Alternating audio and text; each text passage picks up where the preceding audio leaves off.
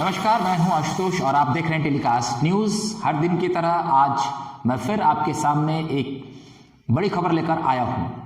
देखिए, बिहार में इन दिनों प्रेशर पॉलिटिक्स का दौर चल रहा है। हम सभी जानते हैं कि मुख्यमंत्री नीतीश कुमार ने जब से अपनी पार्टी जदयू के राष्ट्रीय अध्यक्ष की छुट्टी की है और वो खुद राष्ट्रीय अध्यक्ष बन गए हैं, उसके बाद से प्रमुख विपक्षी दल इंडिया गठबंधन में काफी खलबली मची हुई है। इंडिया गठबंधन के तमाम नेताओं को ऐसा लग रहा है कि क्या नीतीश कुमार दोबारा फिर पलटी मार देंगे और वो एनडीए के साथ जाकर खड़े हो जाएंगे।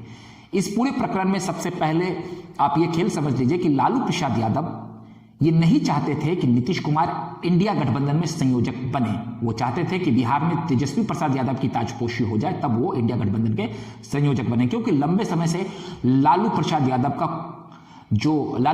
की जो पार्टी है राजद, उसका संबंध कांग्रेस के साथ काफी मधुर रहा है। और लालू प्रसाद यादव की कांग्रेस की पूर्व राष्ट्रीय अध्यक्ष सोनिया गांधी और कांग्रेस के पूर्व राष्ट्रीय अध्यक्ष और सांसद राहुल गांधी से काफी अच्छी बनती है और उनकी काफी निकटता है। ऐसे में लालू प्रसाद यादव कांग्रेस के साथ लंबे समय से एक साथ गठबंधन में शासन कर रहे हैं और इनकी जो विचारधारा है वो एक समान की विचारधारा है और खासकर ये लोग बीजेपी के विरोध में हमेशा खड़े रहते हैं। ऐसे में लालू प्रसाद यादव के कहने पर आप कह सकते हैं कि लालू प्रसाद यादव के कहने पर नीतीश कुमार को इंडिया गठबंधन में तवज्जो नहीं मिल रहा था, जबकि वहीं नीतीश कुमार ने अपनी राजनीति ज्यादातर बीजेपी के साथ रहकर ही की है। वो जब बिहार के मुख्यमंत्री बने तब भी वो बीजेपी के समर्थन से बने और केंद्र में भी उनकी बीजेपी के साथ लंबे समय तक सहभागिता रही है। और समय समय पर नीतीश कुमार बीजेपी के तमाम नेताओं का नाम भी लेते रहते हैं। बीजेपी के पुराने और बड़े नेताओं का नाम लेना वो कभी नहीं भूलते हैं। तो ऐसे में आप देख सकते हैं कि नीतीश कुमार की पूरी जो राजनीति रही है वो बीजेपी के साथ जुड़ी रही है। ऐसे में इंडिया गठबंधन के जो प्रमुख दल है कांग्रेस को इस बात का डर सता रहा था कि कहीं नीतीश कुमार उनके लिए काफी भरोसेमंद न हो, आने वाले समय में भी उनके लिए कहीं चुनौतियां न पैदा करते हैं। ऐसे में नीतीश कुमार को लेकर कांग्रेस का सॉफ्ट कॉर्नर नहीं था। वहीं लालू प्रसाद यादव की जो गेम थी, जो अंदर खाने से चीजें दिख रही है स्पष्ट तौर पर, कई मौकों पर ऐसा दिखा कि लालू प्रसाद यादव ने नीतीश कुमार को ज्यादा तवज्जो नहीं दिया और लालू प्रसाद यादव ने भी नीतीश कुमार को आगे प्रोजेक्ट करने की कोशिश नहीं की।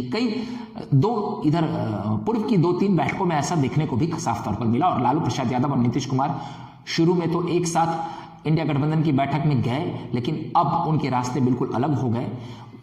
नीतीश कुमार और लालू प्रसाद यादव दोनों अलग अलग जाते हैं और अलग अलग लौटकर आते हैं, जबकि वो दोनों पटना से ही बैठक में भाग लेने जाते हैं। इस बार भी आप देख सकते हैं कि तेजस्वी प्रसाद यादव ने भी काफी तल्खी दिखाई और उन्होंने भी बैठक के दौरान नीतीश कुमार से बातें नहीं की। और वहीं मल्लिकार्जुन खड़गे का नाम जब ममता बनर्जी ने पीएम पद के लिए प्रोजेक्ट किया तब नीतीश कुमार और भड़क गए थे। लेकिन अब इन सब के बीच जिस तरह की प्रेशर पॉलिटिक्स चल रही है उसमें अब खबर यह निकल कर आ रही है कि कांग्रेस के कई वरीय नेताओं ने नीतीश कुमार से संपर्क साधा है और उन्हें संयोजक बनाने के लिए वो तैयार है। जदयू की तरफ से एक आप कह सकते हैं सूत्रों से मिली एक जानकारी के अनुसार, मतलब जदयू ने अभी खुलकर इस मामले पर नहीं बोला है, लेकिन तमाम टीवी चैनल्स पर यह खबरें चल रही है और मीडिया हाउसेस को यह बताया गया है। जदयू की तरफ से आधिकारिक एक सूत्र है, आप उसे कह सकते हैं, उससे यह जानकारी मिली है कि कांग्रेस के नेता नीतीश कुमार से के संपर्क में और उन्हें इंडिया गठबंधन में संयोजक पद दिया जा रहा है।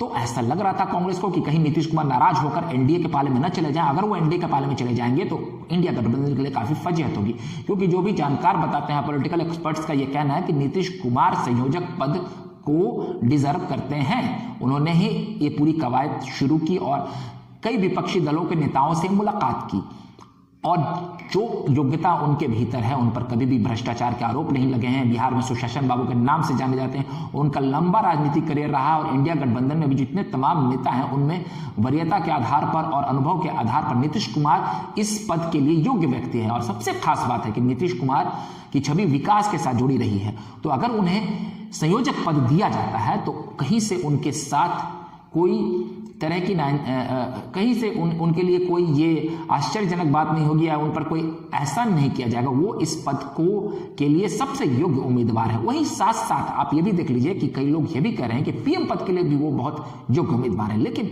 पीएम पद की बात तो अभी छोड़ दीजिए, कम से कम संयोजक पद अगर उन्हें मिल जाता है तो ये बहुत बड़ी बात होगी। वहीं लालू परिवार और आप ये कह सकते हैं कि राजद के अध्यक्ष लालू प्रसाद यादव ये नहीं चाह रहे होंगे कि नीतीश कुमार को यह पद मिल जाए, क्योंकि अगर उन्हें यह पद मिल जाता है तो बिहार में मुख्यमंत्री रहते हुए वो आराम से संयोजक की भी भूमिका निभा सकते हैं और राष्ट्रीय राजनीति में उनका कद बढ़ेगा। लेकिन मजबूरी अभी इस कदर हो गई है कि कांग्रेस को भी लालू प्रसाद यादव की बातों को दरकिनार करना पड़ेगा।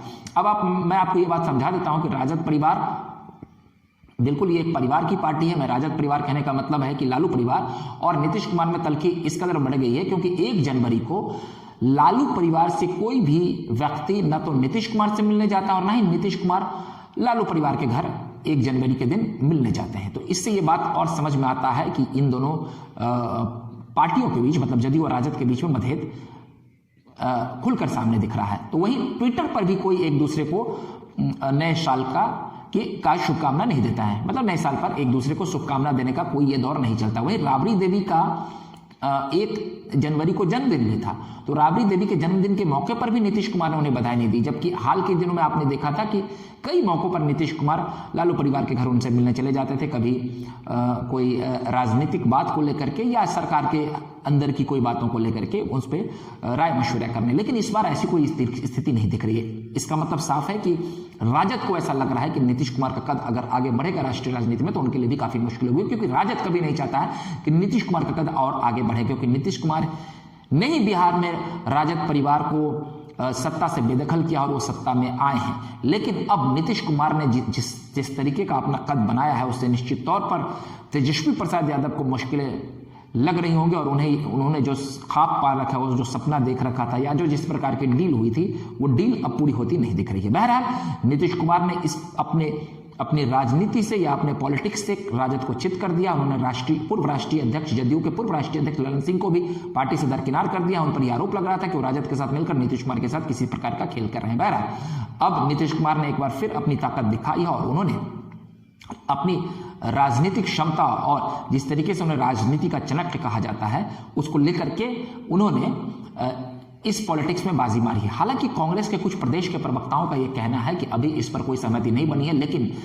कल यानी कि 3 जनवरी को जूम ऐप के माध्यम से इंडिया अलायंस की एक अहम बैठक रखी गई है, जिस बैठक में नीतीश कुमार को संयोजक बनाने का ऐलान किया जा सकता है। आखिर इतनी हड़बड़ी क्यों है आप समझ सकते हैं। कहीं ना कहीं अंदर खाने ये बातें चल रही होगी कि नीतीश कुमार बीजेपी के संपर्क में होंगे और कांग्रेस को डर सता रहा है कि कहीं नीतीश कुमार पलटी मारकर बीजेपी के पाले में न चले जाए। अगर वो ऐसा होता है तो इंडिया गठबंधन के लिए काफी फजीहत होगी और नीतीश कुमार ने जिस तरीके से इस इंडिया गठबंधन को गोलबंद किया है और उन्हें ऐसा लग रहा है कांग्रेस को कि नीतीश कुमार इंडिया गठबंधन में काफी अहम किरदार निभा सकते हैं, लेकिन जिस तरीके से उन्हें नजरअंदाज किया जा रहा था अब कांग्रेस नतमस्तक हो गई है और उन्हें नीतीश कुमार के सामने झुकना पड़ रहा है। राजद भी इस पूरे मामले पर मौन है और जदयू राजद पर भी हमलावर है, क्योंकि आप देख रहे हैं कि जो पोस्टर की सियासत चल रही है, जिस तरीके से राजद के एक विधायक ने सनातन धर्म को लेकर कुछ विवादित बयान दिया, उस पर जदयू राजद पर भी हमलावर है, क्योंकि जदयू को भी ऐसा लगता है कि इस तरह के विवादों से उनका भी वोट बैंक